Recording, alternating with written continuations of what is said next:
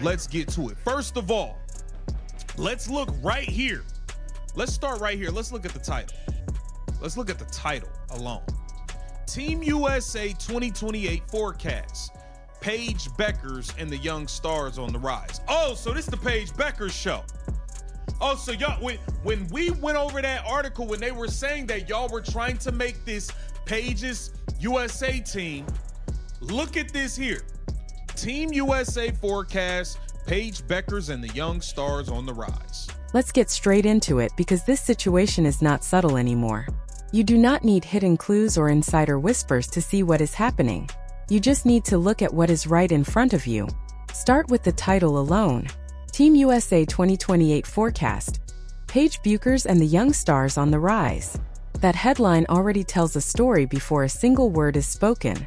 It does not say future stars. It does not say next generation. It names Paige Bueckers specifically. That choice matters. Now look at the graphic that goes with it. Paige Bueckers is front and center. Jackie Young is there. Angel Reese is included. But one name is missing, and not just slightly missing. Completely gone. Caitlin Clark, the player who broke viewership records in 2024, is nowhere to be found. This is the same player whose games averaged over 3 million viewers. The same player who brought sold-out arenas, record ratings, and national attention to the league. Her absence is not accidental. It is intentional. This is where people need to stop pretending these things happen by mistake. Caitlin Clark is not just missing from one picture. She is being quietly removed from the larger Team USA conversation. And the person helping shape that narrative is Sue Bird.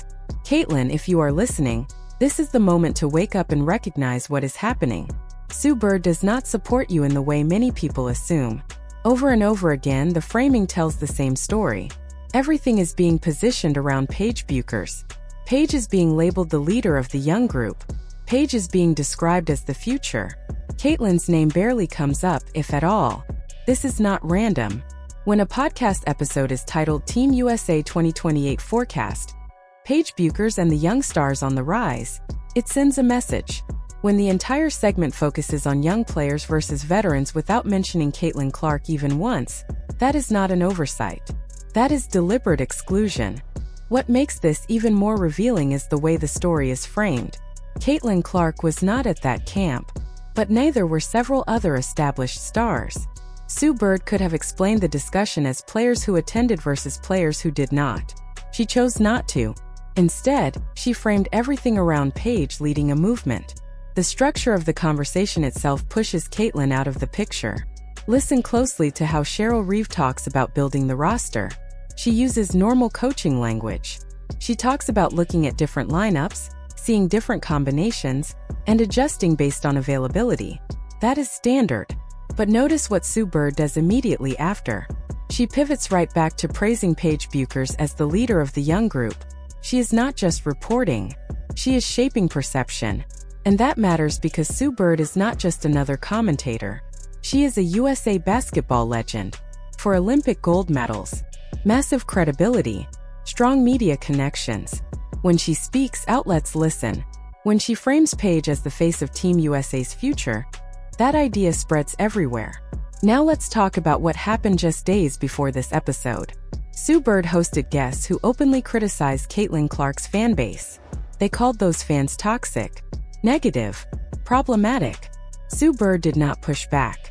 She did not defend the fans who helped drive historic growth for the league. She allowed the narrative to stand that Caitlin somehow brought negativity into women's basketball. Here is the problem with that. Those same fans are now being used as proof of growth during CBA discussions. Players want higher salaries. They want better deals. They point to record attendance and viewership. But they refuse to acknowledge where that growth came from. They want the benefits of Caitlin Clark's impact without giving her credit. That contradiction cannot be ignored. Then there is the scrimmage story. Sue Bird describes the young group versus the older group. She gives the younger players an identity. They are not just players. They are a unit, a movement. Paige is implied as the center of that group. When the veterans win the tiebreaker, Sue frames it as motivation for the younger side. She is creating a storyline where Paige's group has something to prove.